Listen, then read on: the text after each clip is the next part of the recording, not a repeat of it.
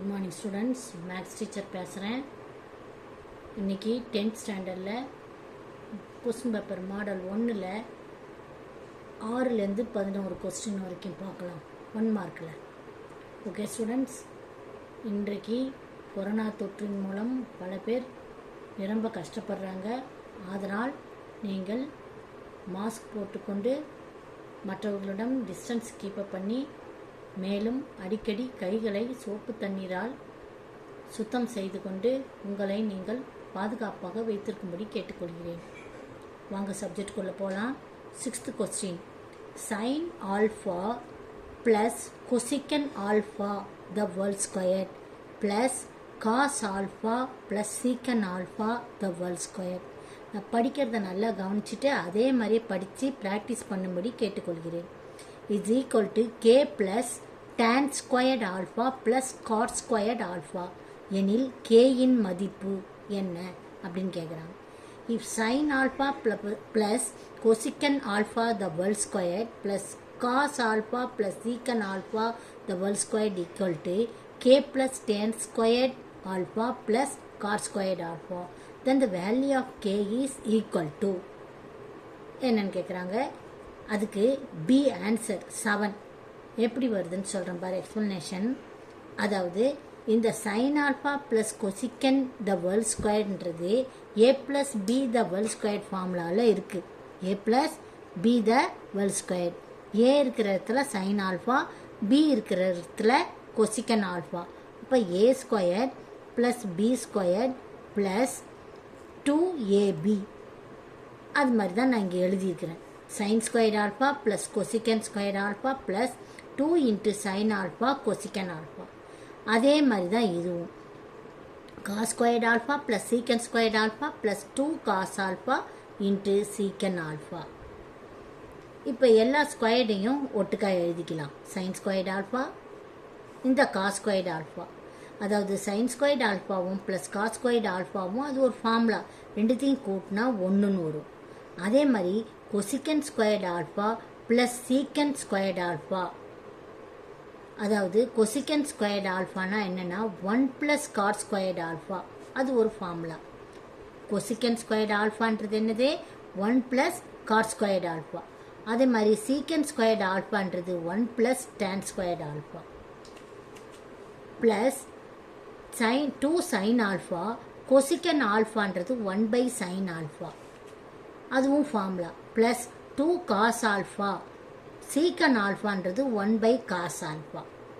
இப்போ இதுவும் கேன்சல் ஆகிடும். cos alphaவும் இந்த cos alphaவும் கேன்சல் ஆகிடும். அதே மாதிரி sin alphaவும் இந்த sin alphaவும் கேன்சல் ஆகிடும். இப்போ மீதி என்ன இருக்குது, இங்கே 2 தான் இருக்குது.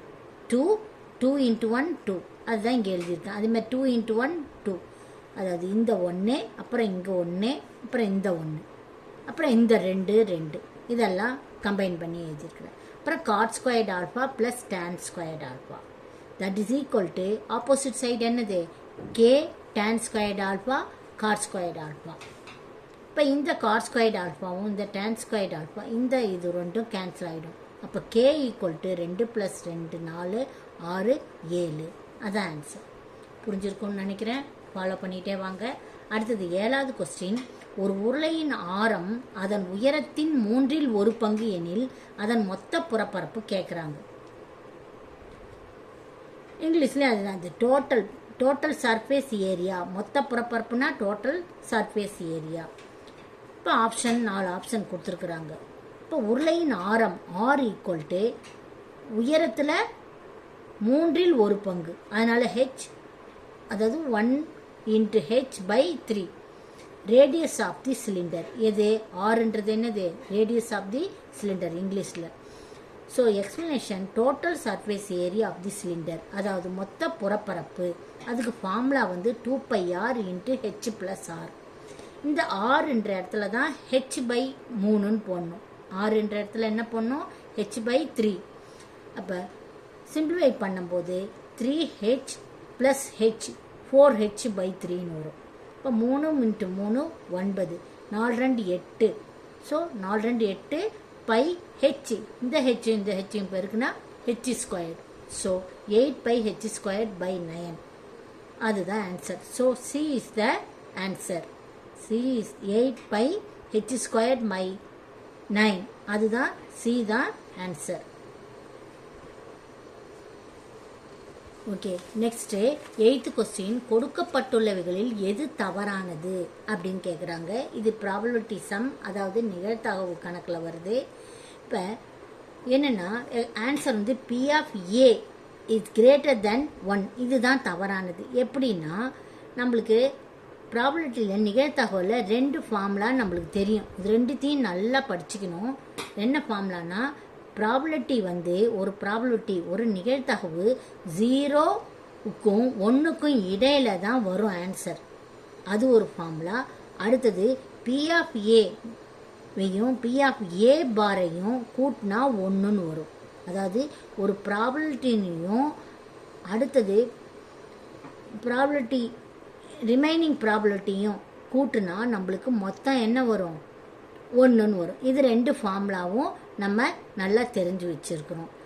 அப்படி இருக்கும்போது 0க்கும் 1க்கும் நடுவில் இருக்கும்போது அப்போ இதில் வந்து என்ன கொடுத்துருக்குறாங்க? ப்ராபபிலிட்டி ஆஃப் ஏ வந்து கிரேட்டர் தென் 1ன்னு கொடுத்துருக்காங்க. அப்படி வர்றதுக்கு வாய்ப்பு இல்லை. அப்போ இது கரெக்டு. அப்போ ப்ராபபிலிட்டி ஆஃப் ஏ வந்து 1லேருந்து 0லேருந்து 1 வரைக்கும் இது கரெக்டு. ப்ராபபிலிட்டி ஆஃப் பை வந்து எப்போதும் 0 தான், அதுவும் ஃபார்முலா. இது ஆக மொத்தம் அப்போ ப்ராபபிலிட்டி ஆஃப் ஏ வந்து 1 விட அதிகமாக இருக்க சான்ஸ் கிடையாது. அதனால் அதுதான் தவறானது. அடுத்தது -3 -3 -3 என்பது எத்தகைய தொடர் வரிசை அப்படின்னு கேட்குறாங்க. The sequence is which kind of sequence அப்படின்னு கேட்குறாங்க. அதுக்கு எக்ஸ்ப்ளனேஷன் முதல்ல வந்து நம்ம வந்து அது கூட்டு தொடர் வரிசையா அப்படின்னு பார்க்கணும். கூட்டு தொடர் வரிசைனா என்னது? Arithmetic progression. கூட்டு தொடர் வரிசைனா ஏபி, பெருக்கு தொடர் வரிசைனா ஜிபி, அதாவது ஜாமெட்ரிக் ப்ரோக்ரஷன். இப்போ T1 இப்போ 3 டேர்ம் இருக்குது. T1 T2 T3ன்னு எடுத்துக்கணும் நம்ம. இப்போ கூட்டு தொடர் வரிசைனா அதாவது ஏபினா arithmetic ப்ரோக்ரஷன்னா T2 - T1 = T3 - T2. இப்போ T2 என்னது? -3ன்னு போட்டிருக்கிறேன். மைனஸ் இந்த மைனஸு, T1 வந்து இந்த மைனஸு. இப்போ மைனஸும் மைனஸும் ப்ளஸ் ஆகிடும். So -3 + 3 will get 0. இப்போ இதுவும் அதே தான். இப்போ ரெண்டும் சமமாக இருக்குது. அப்போ இது ஒரு கூட்டு தொடர் வரிசை, இது ஒரு அரித்மெட்டிக் ப்ரோக்ரஷன். அடுத்தது இது ஜாமெட்ரிக் ப்ரோக்ரஷனா, அதாவது பெருக்கு தொடர் வரிசையான்னு பார்க்கணும். அதுக்கு ரேஷியோ, அதாவது விகிதம் T2/T1 = T3/T2. இப்போ T2 என்னது? -3 - -3. இப்போ ரெண்டுத்தையும் இது பண்ணும்போது மைனஸும் மைனஸும் ப்ளஸ் ஆகிடும். 3/3 1 will get 1. So it is GB. therefore D is the answer. இது ஒரு கூட்டு தொடர் வரிசை மற்றும் பெருக்கு தொடர் வரிசை, அதாவது போத் ஏபி அண்டு ஜிபி. அப்போ டி தான் ஆன்சர். அடுத்தது எந்த கொஸ்டின்? 10வது கொஸ்டின் பார்க்கலாம். இப்போ x³ - a³ மற்றும் x - a the whole squared in மீசிமா, அதாவது தி எல்சிஎம் ஆஃப் தீஸ் 2 அப்படின்னு கேட்குறாங்க. விளக்கம் எக்ஸ்பிளனேஷன் என்னன்னா x³ - a³ எப்படி எழுதலாம்? எக்ஸ்பேண்ட் பண்ணி ஃபார்முலா இது இயற்கணிதத்தில் வரும். x - a × x² + ax + a². அப்போ x - a the whole squared = x - a × x - a. இப்போ இதனுடைய மீசிமா நம்மளுக்கு என்ன? இதுதான் கிடைக்குது, எல்சிஎம். அப்போ ஆன்சர் சி. மீசிமான்றது எது? மீச்சிறு பொது மடங்கு, லீஸ்ட் காமன் மல்டிபிள். இப்போ மிகச்சிறிய மீச்சிறு பொது மடங்கு எது? மடங்குன்றது x - a. இதுக்கும் பொதுவாக இருக்கிறது x - a, x - a. And then இதுவும் தான் LCM. So x - a the whole squared into x² + ax + a² is the answer. அடுத்து 11th question. n of a = p, n of b = q எனில் a மற்றும் b க்கு இடையே மொத்த உறவுகளின் எண்ணிக்கை. Total number of relations that exist between a and b. a and b ரெண்டுத்துக்கும் கேட்குறாங்க. அப்போ d is the answer. 2 to the power p and பெருக்கல் Q. இதுதான் answer. So D is the answer. Because N of A cross B equal to N of A into N of B equal to PQ. Because N of A equal to P and N of B equal to Q. So ரெண்டுத்தையும் பெருக்கும் போது PQன்னு வரும். Okay students, புரிஞ்சிருக்கும்னு நினைக்கிறேன். Follow பண்ணுங்கள், practice பண்ணுங்கள். Note புத்தகத்துலேயோ இது மாதிரி பேப்பர்லேயோ எழுதி வச்சுக்கோங்க. நீங்கள் இங்கிலீஷ் மீடியம்னா இங்கிலீஷ் கொஸ்டினை மட்டும் எழுதிட்டு ஆன்சர் இந்த விளக்கமும் எழுதி வச்சுக்கோங்க. அப்போ தான் உங்களுக்கு படிக்கும்போது உங்களுக்கு இன்னும் நல்லா புரியும். தமிழ் மீடியம்னா தமிழ் கொஸ்டின் மட்டும் எழுதிட்டு ஆன்சர் எழுதிட்டு அதனுடைய எக்ஸ்ப்ளனேஷனும் எழுதி வச்சுக்கோங்க. Thank you students. சப்ஸ்கிரைப் பண்ணுங்கள், ஃபார்வர்ட் பண்ணுங்கள். Thank you very much.